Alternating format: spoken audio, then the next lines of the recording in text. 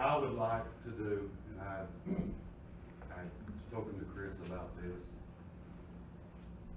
I go through town and I see one POWMIA flag flying in this whole town, and that's down here at the post office. And they have to fly. So what I'm asking today, and here is our flag.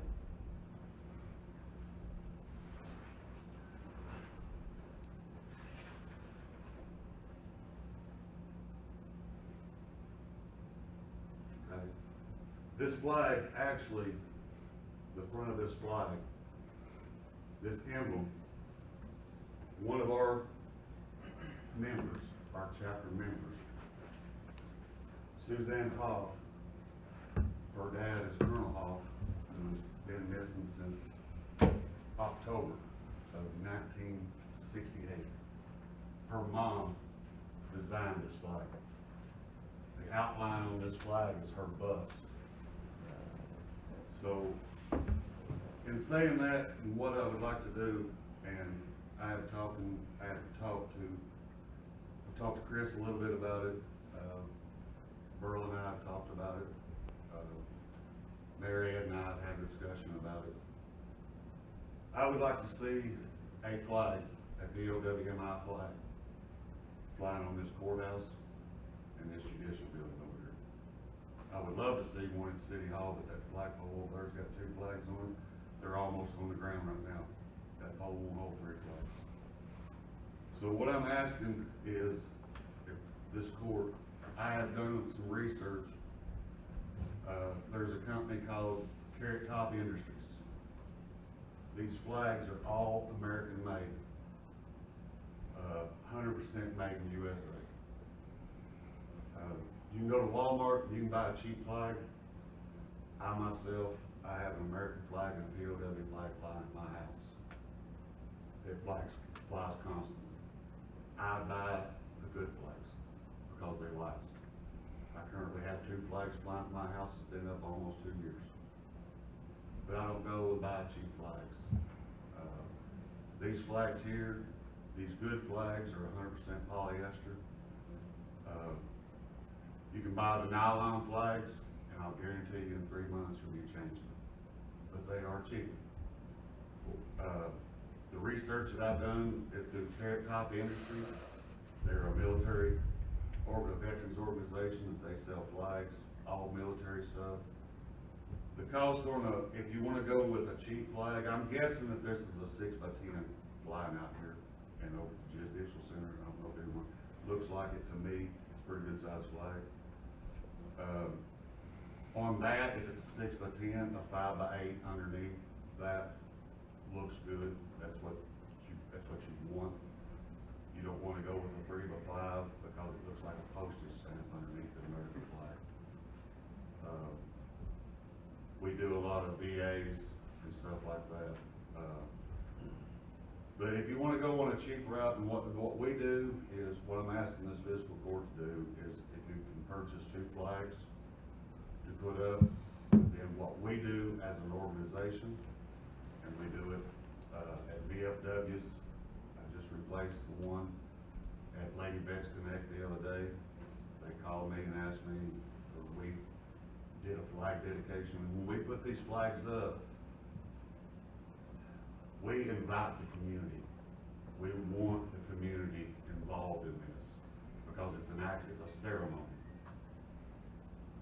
Take that flag down off that flagpole out there. If you take it down, you're not doing that flag justice unless you have a ceremony to take that flag down. There's protocol to putting up a flag. So when we do a POWMIA flag raising, we have a ceremony. And we invite the public.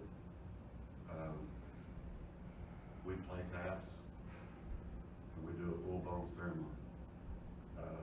The towns that we've done it, actually I'm working right now with the fiscal court in Harrisburg. They contacted us, and I'm working with them to do this very same thing that I'm asking today. A good polyester flag like this, a 4x6 flag, and it all depends on how big this flag is out here. A 4x6 flag is $115. A 5x8, which is a real good size flag, they're $172 a piece. Now, what we do as an organization is, once these flags get put up, then after that, we will take care of maintaining it and replacing it. We do it, like I said, I just replaced the one at Lady Disconnect out of Trout. I just replaced the one at the VFW over here, and we just replaced the one at 0680 in Lexington. The cheaper route, if you want to go with just a nylon flag, a 5/8, $96.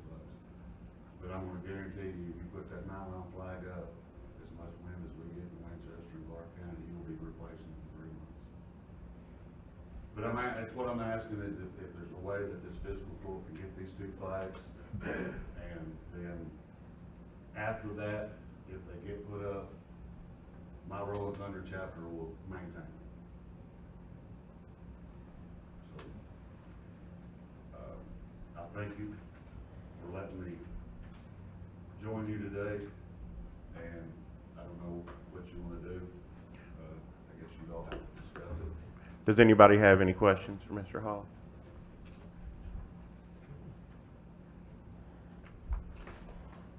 Okay.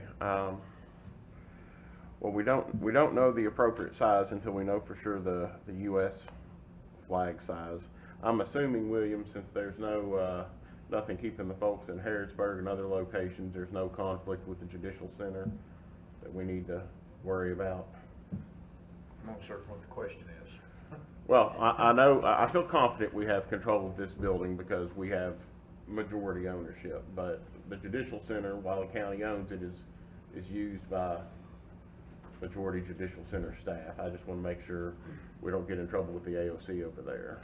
Well, I think the only way you get to the bottom of that is to figure out who put the flag up over there to start with. That's probably the only way to know who's claiming authority to the pole.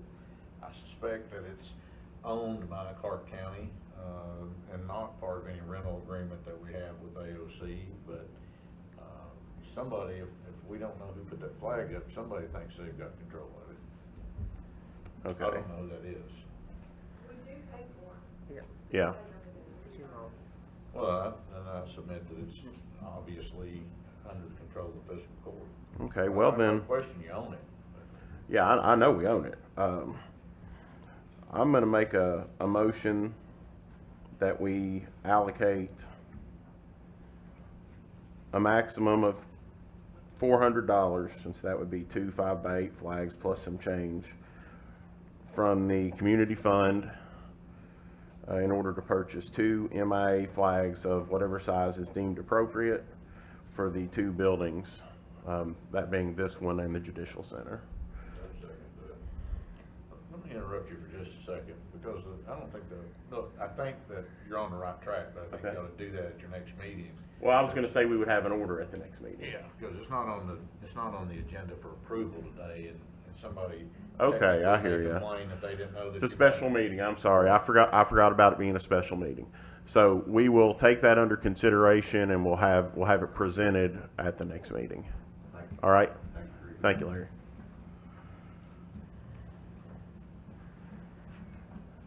All right, moving on to our next presentation from Patrick Kirby regarding the Community Development Block Grant.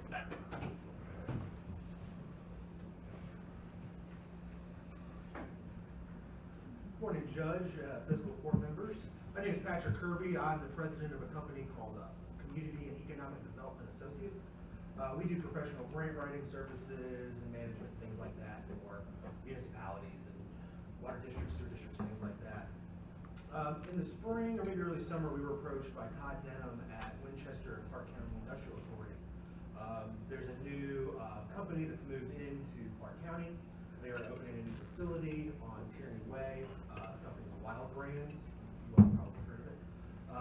If not, they're a new company. They make kind of a chicken chip product. It's actually really good. Nonetheless, they are kind of uniquely qualified, hiring new employees right now to accept a community development block grant. The community development block grant program for economic development has to be sponsored by a government entity. I sent the judge an explainer of this program, and it's a little weird, but we've done a couple dozen of these over the last decade. Everybody kind of loves it because basically what happens is the government entity sponsors this grant. The government entity has no real financial burden on themselves for this via a worked out legally binding agreement between the county. In this case, it would be between the county and the industrial authority. This grant allows for $20,000 in grant funds per employee hired. The majority of those hires would have to be low to moderate income persons. So there is a threshold for that. Literally, the PR person would present new hires with a income verification form. They would fill that out. There's a certain threshold. So I think we're looking at 30 new jobs for this new equipment that would be purchased at Wild Brands. So that would be $600,000. That $600,000 would be passed through the county to the industrial authority, who then that money goes to buy this equipment. The equipment is then leased back, and that money goes into a revolving loan account. So the industrial authority has a pretty active, one of the better revolving loan fund accounts in the central part of the state for sure. So that's something to be really proud of. This would add more money to that. That revolving loan fund can be used for a lot of different things. It can be used for site development. It can be used for infrastructure development in an industrial aspect. And it's very beneficial to the community because you're investing money. That money gets invested back. That equipment is purchased for a company. The company can then hire people that were at low to moderate income. They are then being hired at a much higher income, and then they are out of the low to moderate income bracket. So that's 30, or at least 16 new people out of low to moderate income in Clark County. So essentially, I just want to present this to the county. Your all's responsibility would basically just be to approve the resolution to file this grant. And then we would host a public hearing. So if anybody has public comments, they would be able to voice them at that time. And I would host all of that. I would take care of all of that. That's part of my services. We would then, at your all's next fiscal court meeting, present a resolution to file the grant. So then we would literally, that would be the last step in presenting this application to the Department of Local Government. In my correspondence with DLG, they're pretty certain this is a pretty automatic funding opportunity for everyone here. So time is of the essence. In the next month, we would want to do a public hearing. We would want to do the resolution to file, and I could also answer any questions that you all have about this program. Does anybody have any questions right now about this program or any comments or anything like that? I'm not sure if you all have done CDBG in the past, but if you're pursuing other CDBG economic development projects do not keep you from applying and being funded for other CDBG projects. That was my question. If you all Because I know there's certain ones where if you apply and you get it, then you're not eligible for any others until that one is. Anything, so if you're doing sewer, water, housing, anything like that, you would be able to do that in concert with a community development ED grant. So these move a lot faster than a housing or anything like that. Essentially, if this was turned in, let's say the end of November or the beginning of December, we would probably hear about it being funded in a couple of weeks. We could get those funds ordered, and everything pretty much would be closed out by early spring, if not the end of February. These move really fast. The state is very, they want to fund things right now. They have this money. They're not getting a lot of applications, so it would move very quickly. Does anybody else have anything? Just to try to give everybody a better understanding, this is the way that I've understood it, and you correct me if I'm wrong. We, as you said, act as a flow-through entity, let's say it's $600,000, and eventually, through the loans and the purchasing and so forth, it ends up back in the industrial authority's hands with no additional cost to the county taxpayer, correct? Exactly. And what we do is we have, and I can send this to your legal counsel as well to review. It's a pretty boilerplate legally binding agreement that we've used in all of our other ED projects like this. So there's really very little, if no risk at all to the county in Okay. Any other questions? If you could forward that paperwork to the county attorney, we'll have him review it and we'll do whatever we need at the next meeting, okay? Okay, absolutely, and can I coordinate that? Sure. Okay, Mhm. thank you all so much for having me. Thank you.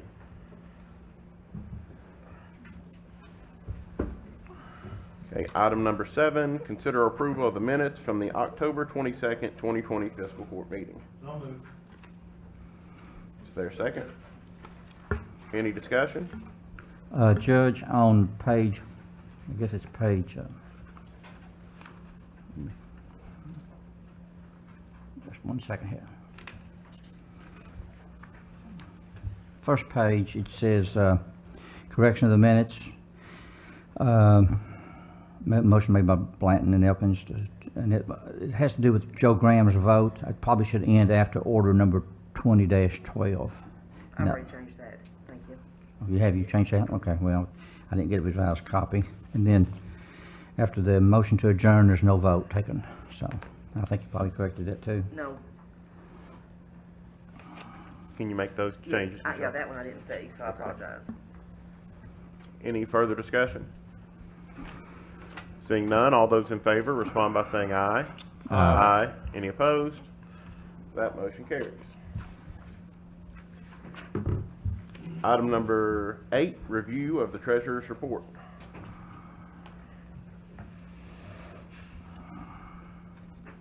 Any questions for Alicia? Just a comment, Judge, Sure.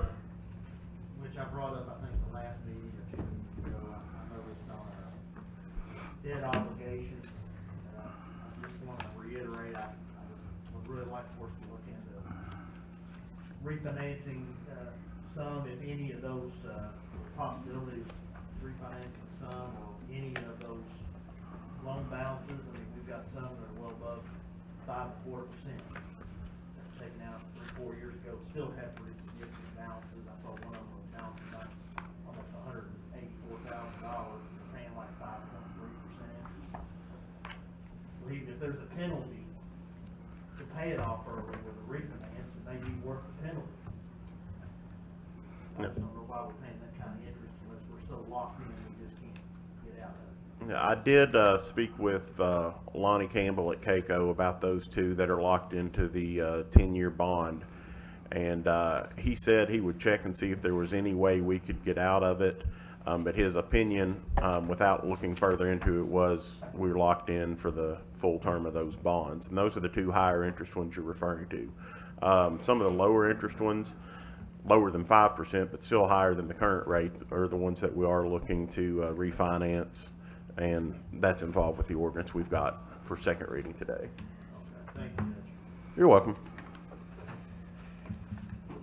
Okay, moving on to item number 9, a note in your minutes. Indigent burials, Sharon Lawrence, date of death 10/2/2020. Esther Johnson, date of death 10/15/2020. Ronnie Jones, date of death 10/6/2020.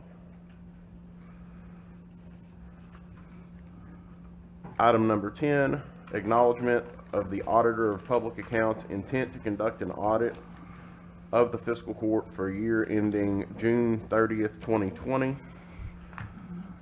And basically, this is just a document that I'm being requested to sign. I wanted to bring it to your attention before I signed it.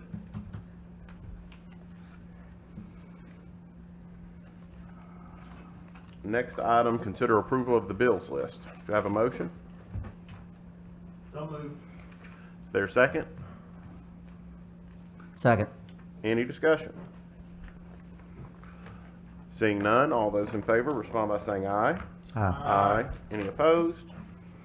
That motion carries. Item 12, consider approval of the transfers. Do I have a motion? We're doing the first one, Judge. Oh, yes. That has staff travel 1,200 to building repair. Mm-hmm. And we will refer to that as 12A.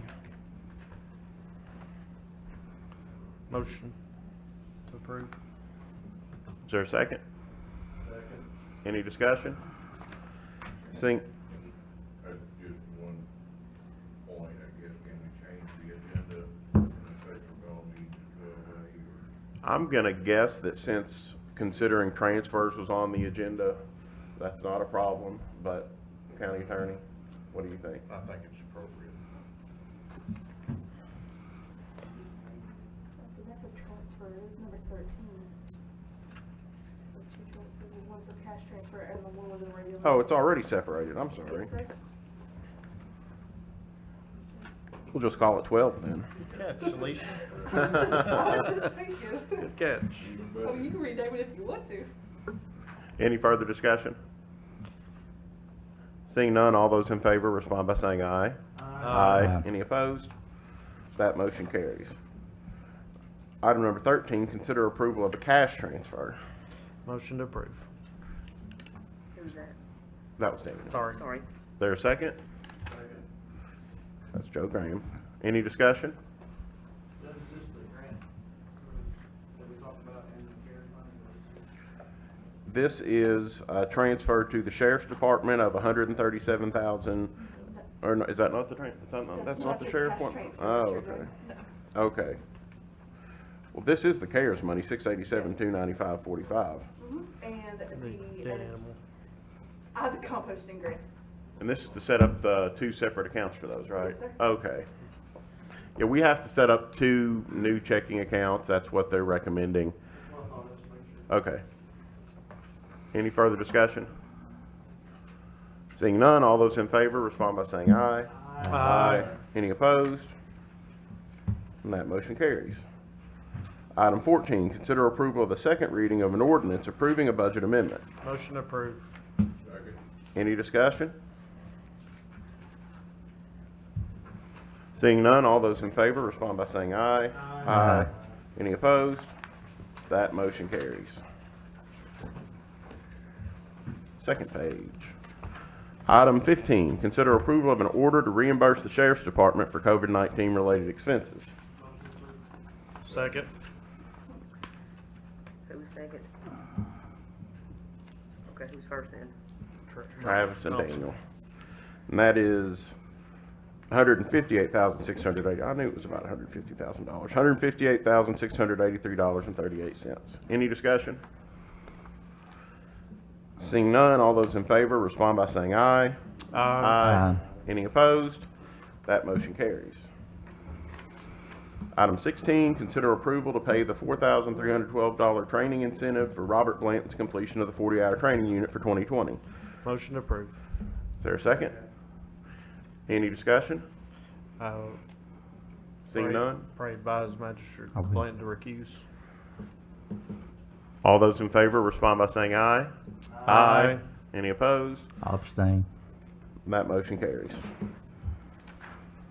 Item 17, consider approval of the second reading of an ordinance approving a lease for the financing of a project, providing for the payment and security of the lease, creating a sinking fund, and authorizing the execution of various documents regarding the lease. Do I have a motion? So moved. Is there a second? Second. Any discussion? What's this pertaining to specifically? This allows us to enter the new bond pool so we can refinance. Okay, thank you. Any further discussion? Seeing none, all those in favor respond by saying aye. Aye. Any opposed? That motion carries.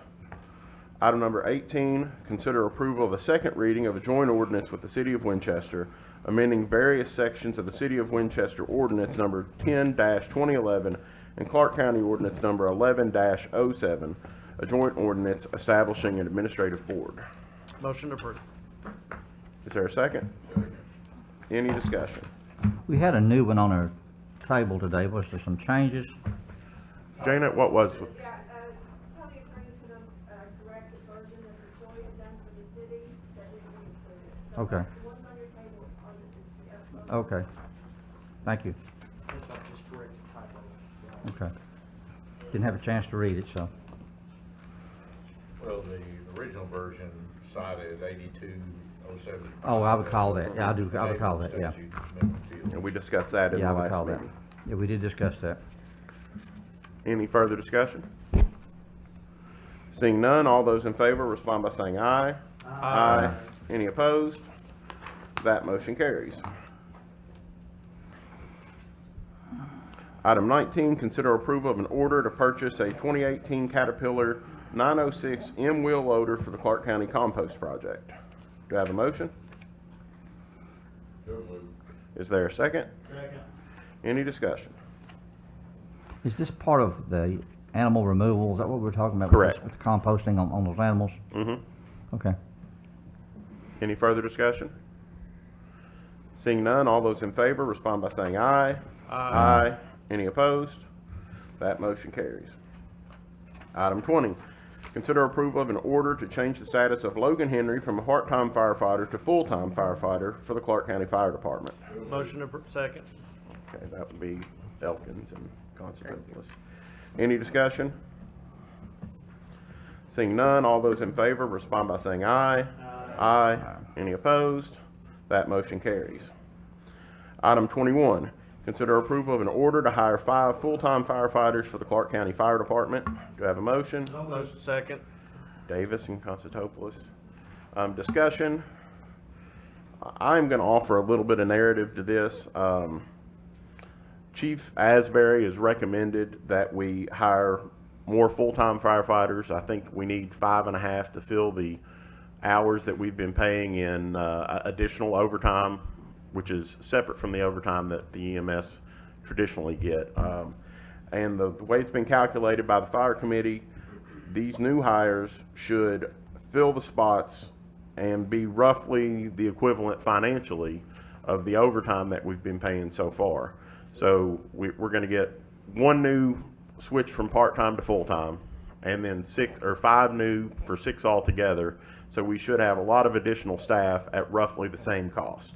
Now, I will say, because I told Chief Asbury that I would mention this in the meeting, we are going to track this and make sure that that's accurate and that we don't get out of whack with our budget, because if that were to happen, I feel like we would have to take some sort of action to correct it. But we discussed it in the committee meeting, and everyone seemed pretty confident in the calculation, so I would suggest we move forward with it. If I might add to that, I'd like to say that the fire department has been for quite some time woefully understaffed. And I think this gets them closer to, although probably not completely to full staff, but at least closer to full staff. Yeah, we were short 3 from people that have left or for injuries and so forth, and so this is replacing 3 and then adding 3 new positions for it. Correct. Just to be, so we know. If I may, Judge, I'll also add for the court that we feel that these 3 individuals will also help prevent unscheduled overtime, because in the last 2 years alone, we had 6 in the line of injuries that caused a lot of overtime, and it was due to a number of reasons. One being we worked so many people, so many hours, and I believe they contributed to those injuries. So therefore, I believe these hires will also lower that number. And we should be within 10 to 15% on our budget because of that 6, we're hiring 6, and we had, the numbers worked out to 5.5, so we may be slightly over, and that's due to unforeseen unscheduled overtime hours due to callback and things of that nature. If that helps explain it. Just to give you an idea, and correct me if I'm wrong on this, but we had over 2,000 hours of unscheduled overtime in the first 4 months of this fiscal year. Is that right? Yes, sir. We actually was 2,568 unscheduled overtime hours. And Okay. Of that, probably around 250 hours were unavoidable. Therefore, my estimate on the 10 to 15%. That's 250 is roughly 10% of the 2,568 unscheduled overtime hours. Right. Okay, any further discussion? Judge, I'd also point out, Chief Asbury told me that this was the best pool applicants the fire department has seen in quite some time. I would just commend the fire committee and this court for approving that compensation plan, because I would imagine it's safe to say that's a big reason as well that was the case. Yes, sir, it was. Yeah, absolutely. we've received 13 applications generally. Just to give you a little bit of it, in the past, our last hiring process, we had 2 applicants and hired 1 person. The time before that, we had 2 applicants and we hired 2 people. So this time we were able to pick the best man for the job, so to speak. Out of the 13 applicants, we're getting 6 of them. It's great. I feel like we're making some real strides We are there. making progress, yes, sir. Good deal. Any further discussion? Seeing none, all those in favor respond by saying aye. Aye. Any opposed? That motion carries. Item number 22, consider approval to appoint Magistrate Greg Elkins, Magistrate Joe Graham, Chief Steve Asbury, and Road Supervisor Alan Curtis to a Road Fire Building Review Committee for a joint building project for the Clark County Road and Fire Departments. Motion to approve. Is there a second? Second. Chief Asbury, would you mind just giving a little narrative on this? I hate for people to just walk in totally blind. No, sir, I don't mind at all. It's actually, Mr. Curtis is heading it up, and I'll give you a little information. After the fire department, Station 3 at Trap, we're going to put in a new building that will be actually shared by the road department and the fire department. The old building that is there was the previous Trap Fire Department. It's in deplorable condition, it's unsalvageable, and we felt that it would be necessary, Mr. Curtis and myself, if we replace the building, we could potentially have a lot of savings to our community, because they have to travel back and forth to get salt and gravel and things of that nature. And if we had a station out there for the road department, then it would save the county money as well in order to eliminate the cost of time and gasoline. So it's a benefit to the fire department as well, because we don't have enough space for our equipment. We still have a lot of equipment that is in good shape that we don't need to surplus, but unfortunately we have nowhere to put it, and we would be storing it outside in bad conditions, bad weather conditions. So we felt that this joint project would be a good thing for that community and the county overall. So the thought is to establish a location where there could be a secondary salt bin, Yes, so that the trucks wouldn't have to start downtown, go out to Trap, and then move around, then come back to refill and those sorts of things. That's from the road perspective. And from your perspective, the building is in disrepair and you need more storage, correct? Right, and that location, our fire department is in a good location to do that, so we were willing to share that with the road department, it's county property, so. And my understanding is the committee is going to be looking for grant funding to pay for this. Is that correct? We are. This is something that Mr. Curtis is already on track to get. We've already had a few meetings to secure that grant process. Unfortunately, we missed out. October was the deadline, so it just kind of pushed it back a little bit later. So the end of the grant process will be next October. So it kind of gives us a little bit more time actually to put our ducks in a row. Okay. Question. Go ahead. Any idea of cost or timeline, or exactly what's the plan? The cost, I do not know exactly. I believe the majority of the funding will be grant driven. I don't know the exact number. Mr. Curtis would have to answer that, but the timeline probably. Would rely on the grants. Well, it will rely on the grant. We foresee the grant process ending next October, being awarded the grant within 3 to 4 months, and the building being completed about 3 months after that. So sometime the following year, the summer of the following year. Thanks. You're welcome. Any further discussion? I will note to those of you who are on the committee that you probably need to set a regular meeting date, and so we can notify and so forth. All those in favor respond by saying aye. Aye. Any opposed? That motion carries. Item number 23, consider adopting a resolution and executing an agreement between the Commonwealth of Kentucky Transportation Cabinet, Department of Highways, and Clark County for resurfacing various county roads. Do I have a motion? So moved. Motion by Davis, second by Thompson. Any discussion? Judge, you might just for the public mention what those roads are. Sure thing. The roads are in the eastern part of the county. It's Lulbegrud, Ems, Crow Ridge, and which one's Rabbit Town. Rabbit Town. And I'm not sure, I think those are all in Travis's district and Joe's. I'm not sure where the borderline is regarding some of them, but it's all in eastern Clark County, and we feel they're all in need. And I guess it would be fair to say we were kind of surprised to receive these funds, but we certainly are grateful, and we'll put them to good use. Any further discussion? All right, seeing none, all those in favor respond by saying aye. Aye. Any opposed? That motion carries. Item number 24, acceptance of a memorandum of agreement between the Commonwealth of Kentucky Department of Agriculture and the Clark County Fiscal Court to establish an agreement for support of the spay and neuter pet procedure. Do I have a motion?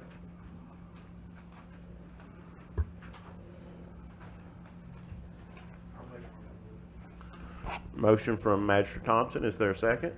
Second. Second from Magistrate Blanton. Any discussion? Seeing none, all those in favor respond by saying aye. Aye. Aye. Any opposed? That motion carries. Item number 25, presentation by ECCHIC regarding health insurance for county employees.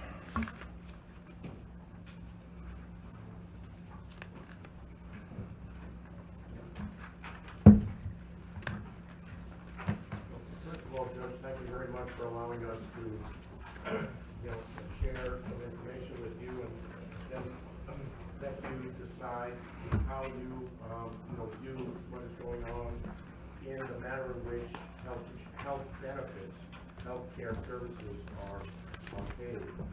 We were introduced to the county through Nevin Goebel, in that he is a local pharmacist, and local vendors, particularly pharmacies, are being, quite frankly, underpaid by the insurance system, and insurance programs, insurance companies are being overcharged by the system because nobody's paying attention to real cost. And the same thing's true with healthcare. What I'm giving you is the framework of actual cost to be able to put an employer in control of the program. We've done this for counties, school districts, etc., and many private companies. And what people are not doing is they're not going to the professionals who provide the service, pharmacy and medical. They're going to insurance agents that bring premium quotes and nothing more. This is the way the system works. There are four parts to a benefit cost.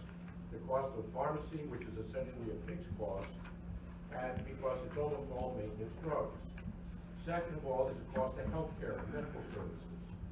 There's the cost of healthcare itself is being purchased by insurance companies through medical networks at wholesale discounts and purchased with premiums that mark it up about 40% to policyholders, with nobody paying attention to actual costs. There's a cost of administration. Administration is paying the claims. Built into premium is a 19% overhead factor, which was disclosed by the ACA Act through Health and Human Services about 3 years ago. And then there's the cost of insurance. Insurance is meant to take the risk for what you don't know, but we're also paying a premium, which is a higher price for medical services that insurance companies and a group does know. All right, so let's just break this down real quickly, and then I want to give you a couple of specifics. And I'd like you to hear some, some commentary from Nevin as well. By the way, my name is Howard Danzig, and employers committed to control health insurance costs, etching. Say that again. That was a. Employers committed to control health insurance. Employers committed to control health insurance. Okay. It's a cost management team that I put together some years ago. As a former employer, I got very angry about the fact that I couldn't find out what my costs were. I'm giving quotes, but I don't know costs. And the deficiency, and quite frankly, you know, the problem that most employers have is they're getting quotes on premium, they're not comparing cost of healthcare to premium. What I'm gonna share with you has resulted in the following, and I'm more than happy to provide, references to back this up. I have many employers who set a budget, indexed fairly much to what the premium they were paying at the time that we implemented the program, that encompassed the benefits being exactly what they were, no change in doctors, benefits, or anything else. But what was changed is who owns the cash to pay for what the utilization is, insuring against an unforeseen event. The percentage of people in any random sample of any group of people that we've experienced that hit 20,000 or more is a range of 0 to 3%. So we want to find that optimum point of where insurance is a value and up to what point premium is a higher price than cost of healthcare. And we're not doing that.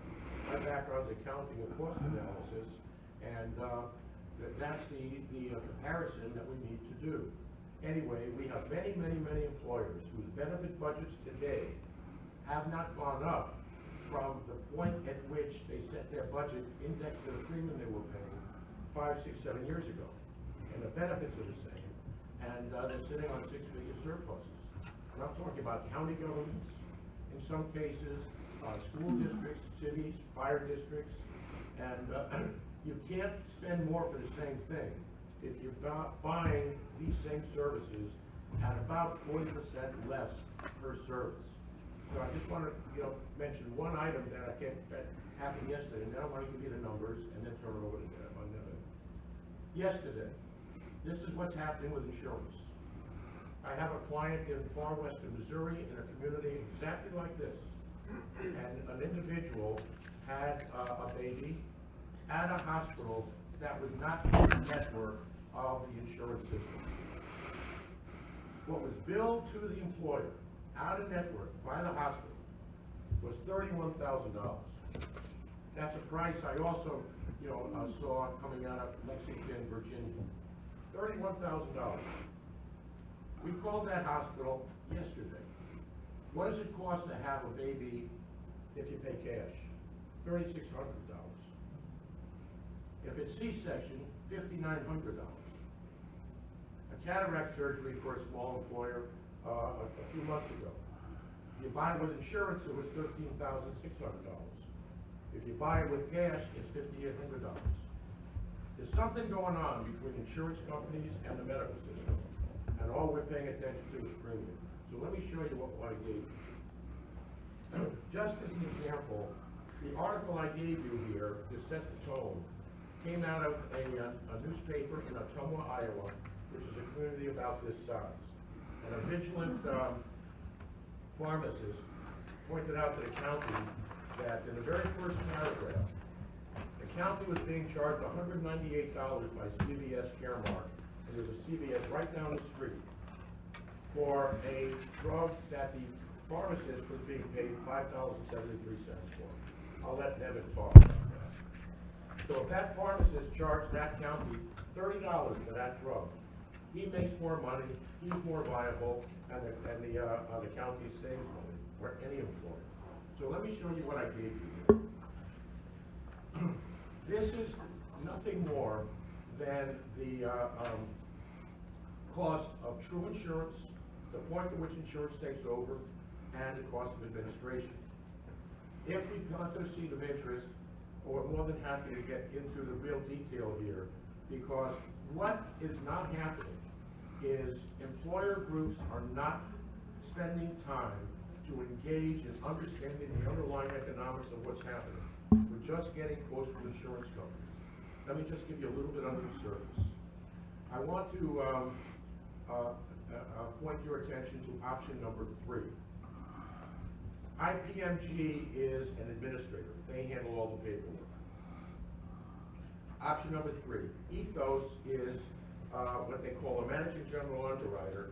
They're companies that are hired by major insurance companies, not health insurance companies, insurance companies. And one of the things that insurance companies do is they write stop loss or catastrophic coverage for employers with, based on whatever that employer wants to customize their plan to be. So the employer's in charge, not the insurance company. All they do is write a check if you go over a certain amount of dollars. And we want to find that optimum point of insurance. We believe it's at option number 3 for a group this size. First Health is one of the networks that's available. So a medical network arranges for discounts from medical providers in behalf of insurance companies or consider them a wholesale distributor of medical services. So we want to position an employer to buy wholesale, not retail. And the most important aspect of this is to know where every penny is going. You do not know what your actual costs are. You know what premiums are and some general information, but there needs to be an itemized accounting of every single disbursement, the way you have for any other cost center that you have in your operation. The point at which insurance would take over is $75,000. Over that point, the insurance company takes over.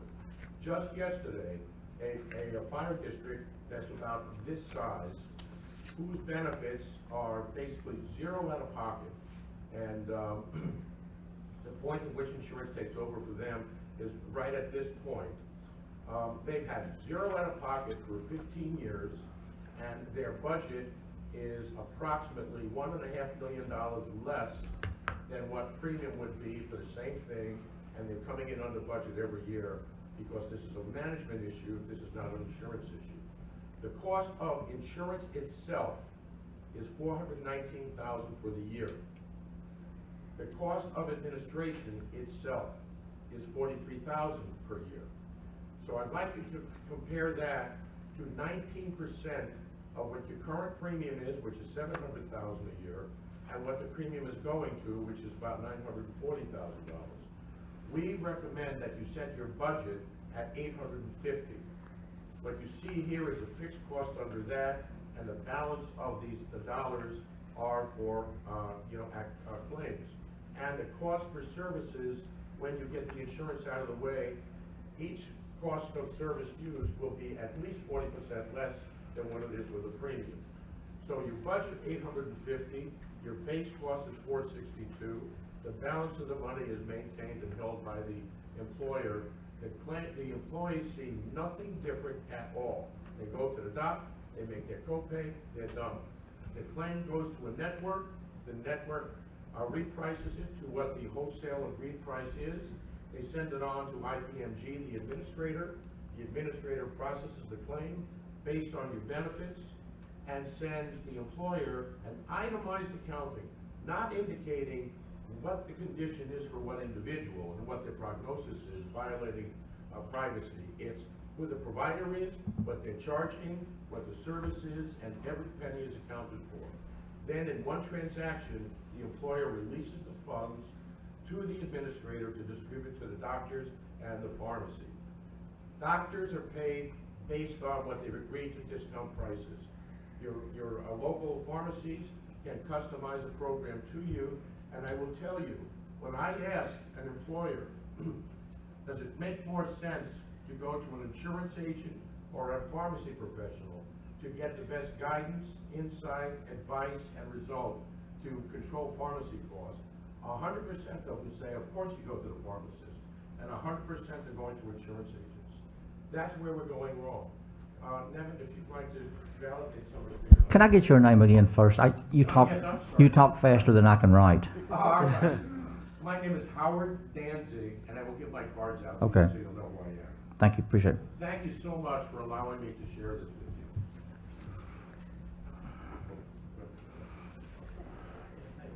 Thanks again for your time. I'll just take a few minutes. But, I got connected with Howard about 18 months ago.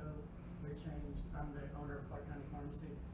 We changed our employee benefits to his company exactly like we described. Our premiums went down 42%. We took a portion of those savings, applied it to a medical reserve account to pay the premiums, to pay the claims.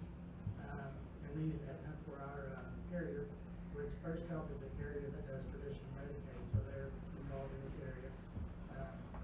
And for our employees, they have the same benefits as they had before. When they go to the doctor, they pay a copay. And then the difference before they get the catastrophic coverage is what we pay out of our reserve account. And then if they have a major spend, a high spend health condition or an accident or something, that's when the health plan backstops me, so I'm only out a certain amount per person, and that comes out of the reserve account. So there is a learning curve to getting these claims and paying them and so on. Most of it is electronic, if not all of it. I get an email that says you have claims to approve. I go to a website, review those claims, approve it, and then the money's wired where it needs to go. So it's a different way of looking at healthcare, but when you pay premiums, you're locked into spending that money. When you have reduced premiums and you're paying yourself to that reserve account, that reserve can build over time. And that gives you flexibility to use those funds appropriately in the future. I plan on raising my deductibles, raising my out-of-pocket max over time. Once I get those reserves built up, which will fund the lower premiums, you guys can make decisions appropriately for that reserve once it builds up. But I'm more than happy to speak to you all, give you examples of the claims statements that I have.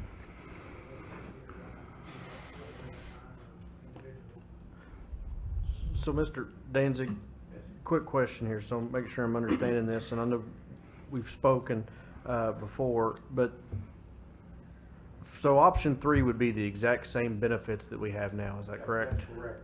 All that portrays is the point at which insurance would take over, what the cost of paying that insurance premium is, and the administration.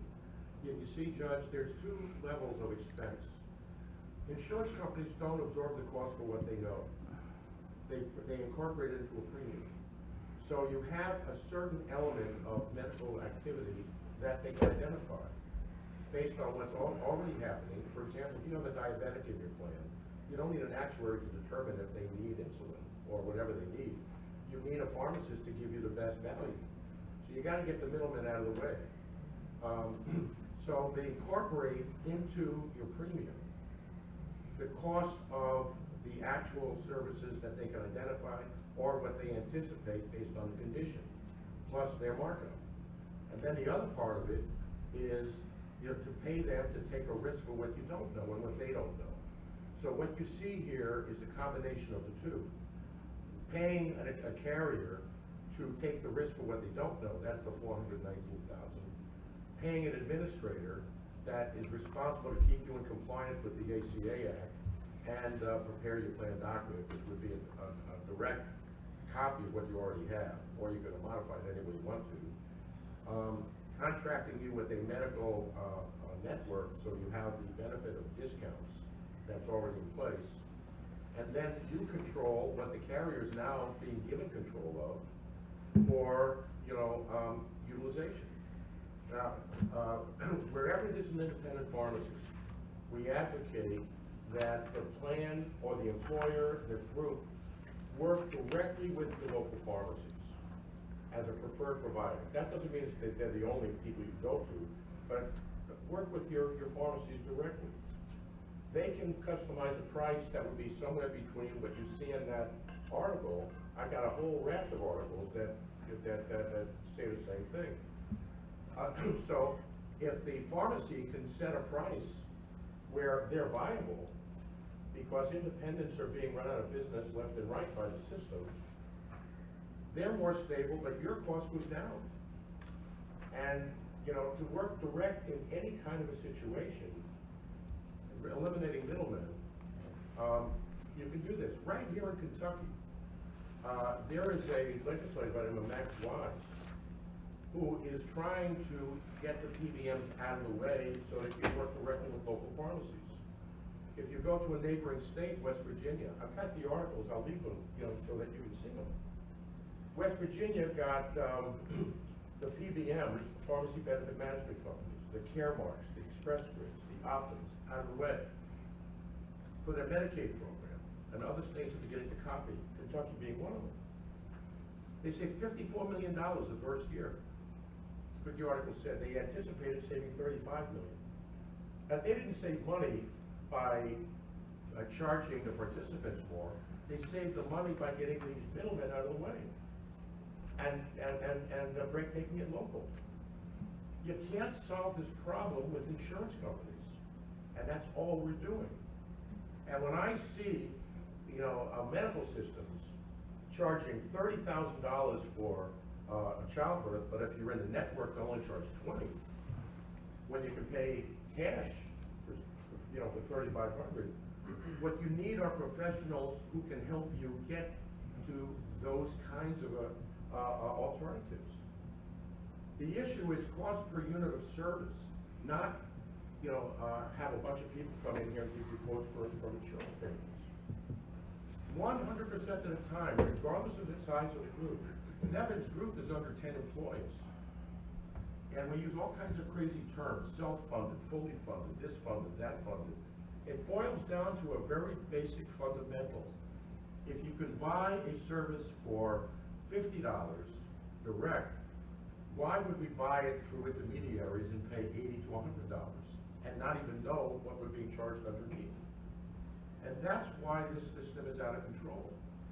It doesn't make any difference whether you're in Winchester, Kentucky, Peoria, Illinois, Salina, Kansas, Des Moines, Iowa, Iowa City, Iowa, Omaha, Lincoln, Nebraska, where we have, you know, work with employers. The principles are exactly the same. It doesn't make any difference if you work for an auto dealer, a bank, or a public entity. The principles are exactly the same. And one of the dirty little secrets is this. Insurance companies have built into premium what they call industry loads. A load is another word for a surcharge. Public entities pay a premium that has a built-in load of 5 to 15% over and above standard rates because of the industry, because it's a public insurance companies claim, well, if you have a public employer, they have a higher utilization. No, you don't. It's because they can get away with it and nobody pays any attention. So if you work for a bank, Judge, and you went to Dr. Smith, and one of your employees went to Dr. Smith, the cost from Dr. Smith is essentially the same, but the premium from the same carrier that you pay to get there is loaded for a public entity versus a private entity. If a 60-year-old goes to Dr. Smith and a 30-year-old goes to Dr. Smith for exactly the same thing, the cost from Dr. Smith for both people is the same. Using a premium, it's more for a 60-year-old than a 30-year-old. This whole system is out of control. I got angry. I got really, really angry. And when I was an employer, I began to look under the surface. And I looked under the surface by contacting the people who ran the benefit plans for major employers like an Anheuser-Busch. Because I didn't think that they were getting quotes every year for thousands of employers. And I found the answer is pretty simple. They have better benefits if they're bigger employers, not because they're bigger. Everybody thinks you gotta make a bigger group. That's not true. You have to get knowledge. Nevin isn't coming here to sell you drugs. We're not coming here to get you to buy insurance. Initially, we're coming here to, you know, try to get you to have knowledge, understand what's happening underneath, and get angry about it, because I did. And when I did it for myself, it was astonishing, the difference in cost. So I started doing it for others. But start with getting knowledge. Go to your insurance company and demand from them, give me an itemized accounting of every single prescription that you charged our account and what you charged us and where we got it from. Not who bought it, not what the condition is. Get that, itemization. If you went into CVS with a MasterCard, I guarantee you wouldn't pay that bill if MasterCard then sends you a piece of paper that says, oh, by the way, we're adding $10,000 to your balance because you went to CVS and bought a bunch of stuff. Nobody pays bills that's not itemized, except when we buy health care.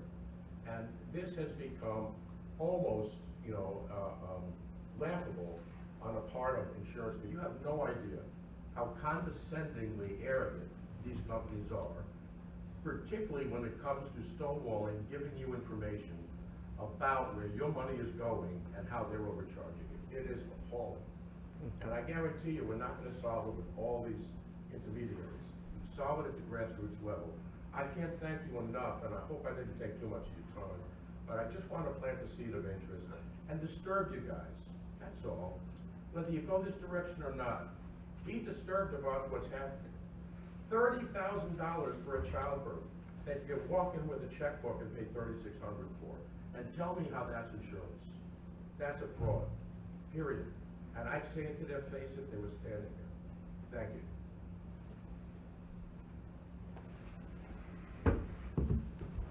So, Mr. Goebel, can you give any example? I mean, I know you're a pharmacist, so when Mr. Danzig says that there's a difference in the amount that drugs cost when they come through insurance versus, I guess, if somebody just walked in and paid cash, can you give a real life example of that? Yes. What happens to pharmacy benefit manager that Howard's talking about sits in between the health plan and the pharmacy, and we also negotiate prices with the wholesaler and the drug manufacturer. So what happens is if we sell a drug through a Caremark or Optum Express Scripts, they reimburse us a certain amount for the drug. Then they charge the health plan a higher price, and they keep that. It's called spread pricing.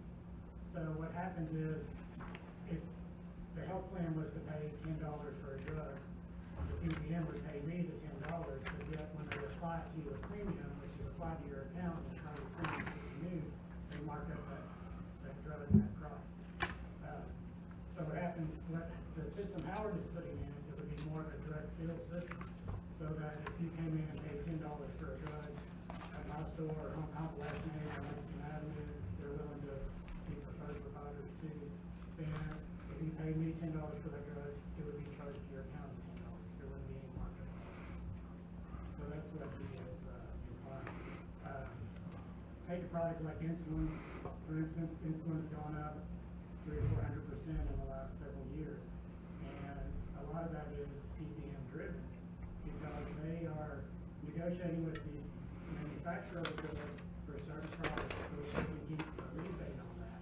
Then they negotiate with the health plan, and then finally they negotiate with the pharmacy. So it goes through 3 layers, and each time that drug is marked up. And as the employer or as the fiscal court, you guys are at the final markup. After it's been marked up 3 or 4 times, that's when it's charged to your account in the form of insurance. So as far as if you came in and you had more of a direct bill system, people would still have an insurance card. It would still be a contracted price. It wouldn't be just whatever price I want to charge. It would be a contracted price based on the drug. They use what's called an NDC number, which is a national drug code, specific for each drug and package size.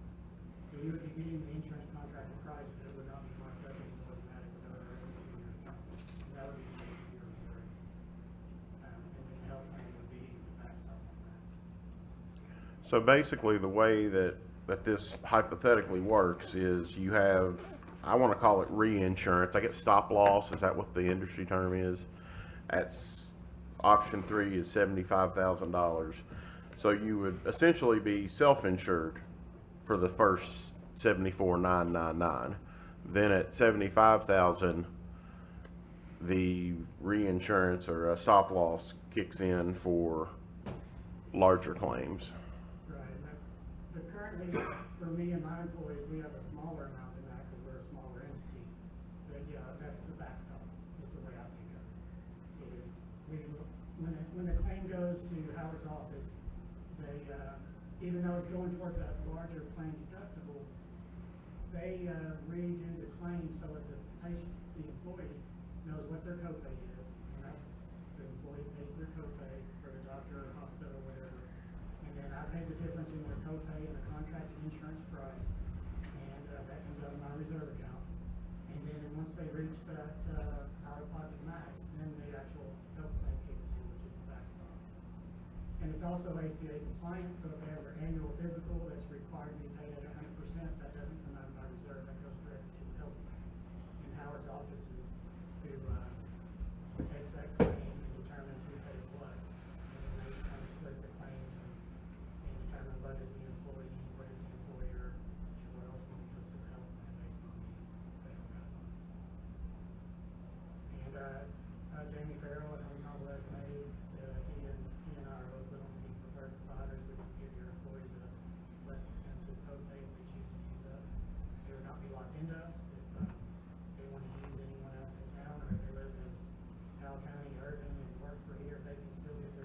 trucks locally to use their health plan card, just like the current plan, only it would be, more of a transparent card, which is a form of the PPM, but it's a lot more transparent PPM instead of the big three that dominate most of the market. And they're, the ones that you can't really get the full claim information.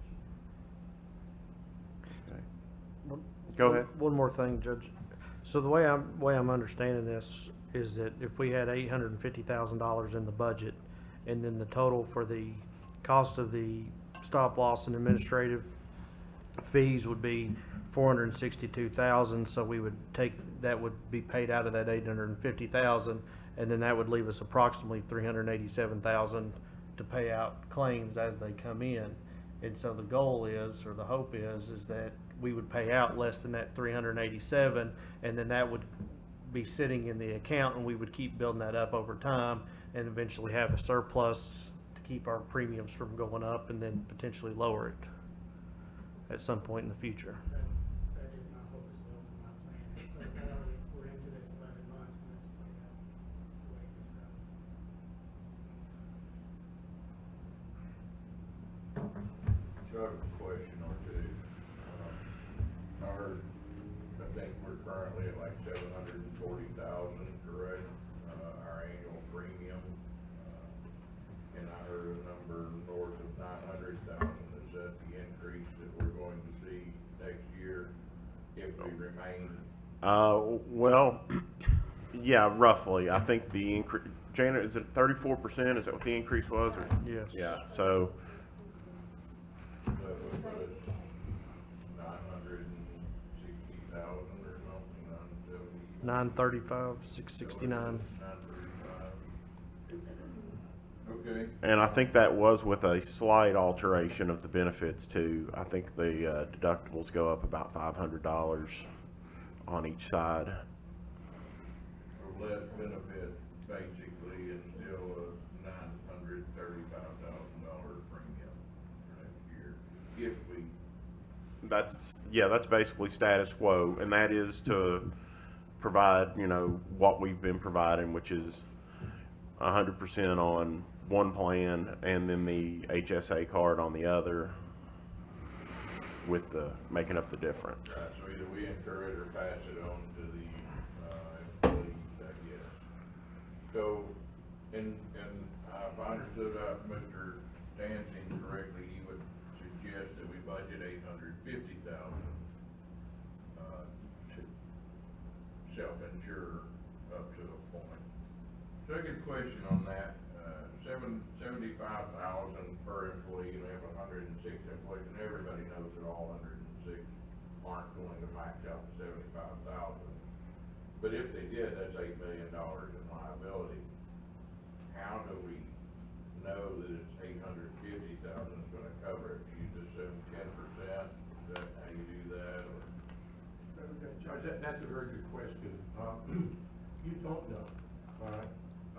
The insurance carriers is really telling you what they want you to pay, I don't have, I'm not giving it all the inside, detail right now because of time, but specifically, insurance companies put about a 20% margin between what they expect the max to be and what they expect, what they have the max at and what they call expected claims. It's about a 20% margin.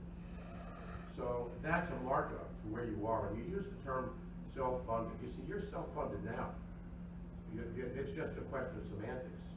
If you don't, send your $75,000 a month to Humana or whomever they are, they won't buy you an Astra the following month.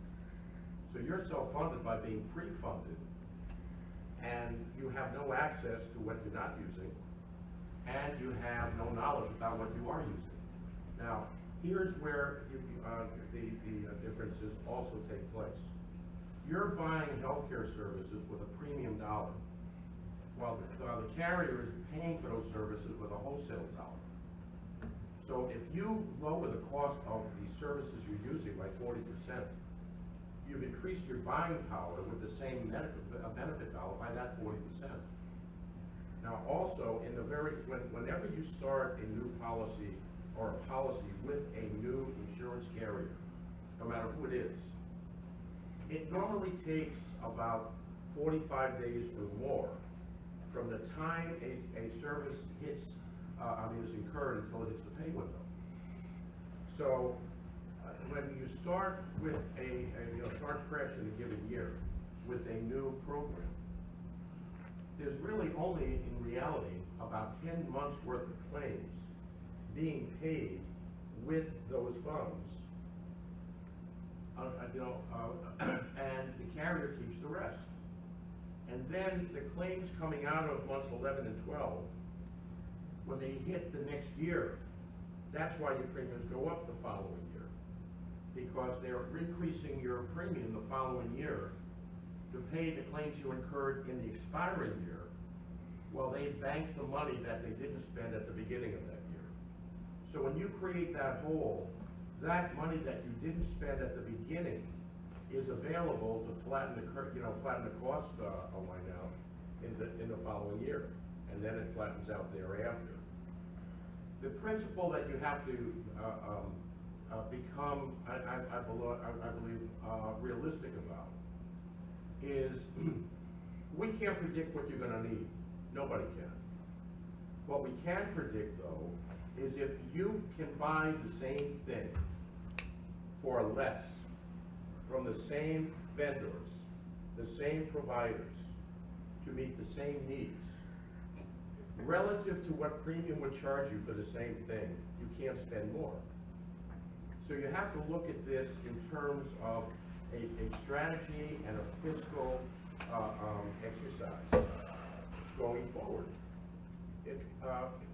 Realistically, this is what we've found. Look, what you have to worry about is how large a claim you get. So, I'll send you some reports where we've had employers this past year.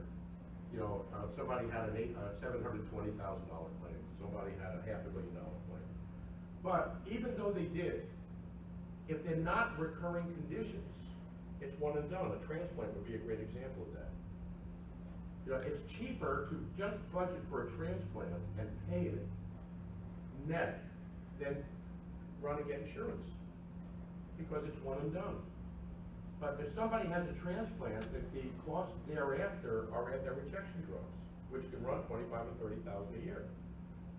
So you either buy with a premium dollar from an insurance company through these intermediaries at a high price, or you go to Nevin Goebel and get a true price. A client of ours in Iowa City, we connected them from a PBM directly to a local pharmacy. Very first month we got an email from them. Why is my insulin supply for insulin pump $608 from the PBM and $345 now? Cut out the middleman. The PBM price was $608. The cost from the local pharmacy was $345. Take that ratio across the board, and that's the difference.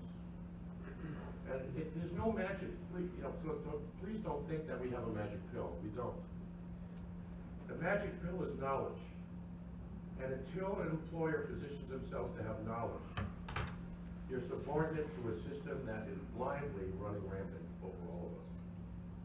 And we're not going to the right people to fix it. This gentleman can fix his part, medical people can fix their part. What we try to fix is to get you guys together and cut through this maze and all this and terminology and rhetoric and get to the reality. You have a medical need, let's figure out the best way to pay for it, get the best price, get the best value, and get the best advice. That's all. It's no more complex than that. So to go back to what Magistrate Elkins was asking, when you say that essentially you are self-insured because you're paying the bill every month, Yeah, you're just paying in advance. that's right. So if there were a doomsday scenario where there were a lot of $70,000 claims, for instance, I'm guessing under the traditional concept that would be built into the next year's premium, so you'd just be paying it. You'd still be paying it, you'd just be paying it later. You're right, Judge. When you really think about it, all a group health insurance policy is when you get to the level that you folks are, at the premium level that you are. It's a short-term finance contract. That's all it is. They'll front the money to you in the year in which it happens, and then they get it back the next year, 34%. Now, are the conditions that generated that ongoing? And if some are, what's the price? If it's a childbirth, is it 30,000 or is it 3,500? But unless you have a professional looking at that, and there's other ways of doing that too. And you know, my eyes were opened by a medical management company that audits and itemizes every line item. They showed me a bill from Temple University Hospital in Philadelphia. $500 for a mucus recovery system. That was on the bill.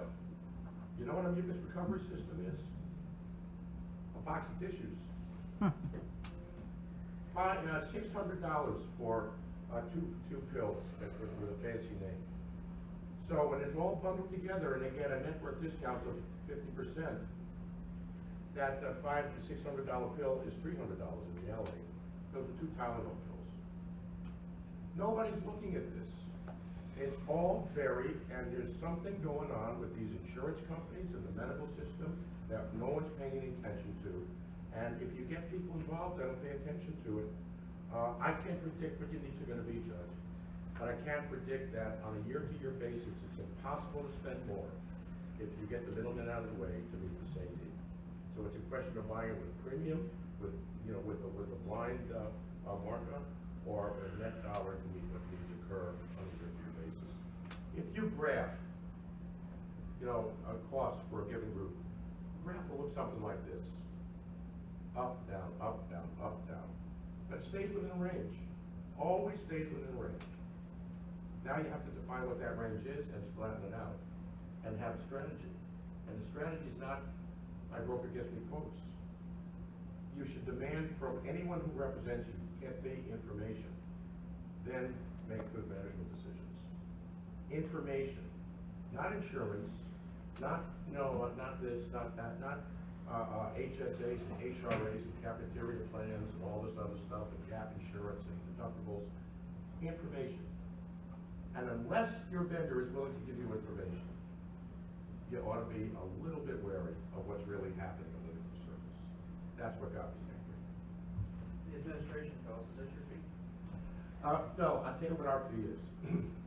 My associate Janice and myself, we get a commission based on your premium. It's already in your premium. Is that what that is?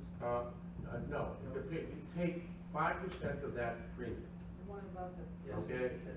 And 5% goes to her, and 5% goes to me. And that cost is the cost paid to an administrator to handle all your paperwork. Compare that times your employees. You have about 106 on there. So let's take about $23 a month, $2,300 a month, which is $27,000 a year. All right. Now just take your last premium of $700,000. Take 19% of that. 19% of that is, let's see, $133,000. All right. Now, whether you pay somebody $133,000 to put their name on your money, or $27,000 to put their name on your money, the claims you generate will be exactly the same. The quality of service from the doc will be exactly the same. So you're paying essentially $100,000 for a label that has nothing to do with healthcare. And that's true across the board. I have a piece here that I'll leave with Devin to distribute to you. In every single health insurance policy that covers a pharmacy, it states in the policy, the carrier, I got one from Blue Cross, I've got it from United Healthcare as well, and Aetna, Caremark. It says, the insurance company gets discounts, gets rebates, gets price allowances, and they state very clearly, we do not share it with the policyholder. How about that? Get them out of the way, and you get a better price. I mean, it's that simple. It really is. I hope I answered your question. You have answered my question. I would just say this to the committee, and I'm not on the committee, but I would encourage them to recognize that insurance, I know they do, is just a tool to manage risk. In my liability. So, you know, I don't wanna be on the hook for $8 million. I do understand that if our premium is $700,000 this year, and our claims go north of 900,000, then next year our premium's gonna be $1.2 million or whatever it is. So I understand that insurance companies aren't in this business to lose money, and they won't, and they don't. So, I get what you're saying, and I hear you, just I know that we need to be careful about our liability and how we manage that. Thank you very much. Thank you. Deputy Judge Townsend just texted me too and said that if anybody wants more information, they'll be doing a presentation at 2 o'clock today. Is that correct? That's correct. Okay, thank you. Thank you very much. See, the next item we have is number 26, approval of surplus items in the Clark County Clerk's office. Motion to approve.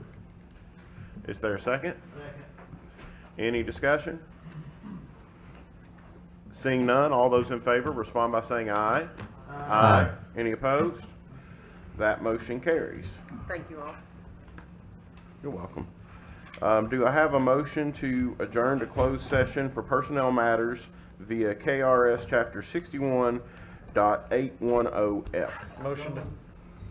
Second. Magistrate Davis. Davis, okay. Davis and Constantopoulos. All those in favor respond by saying aye. Aye. Any opposed? That motion carries. We will adjourn to closed session. Larry?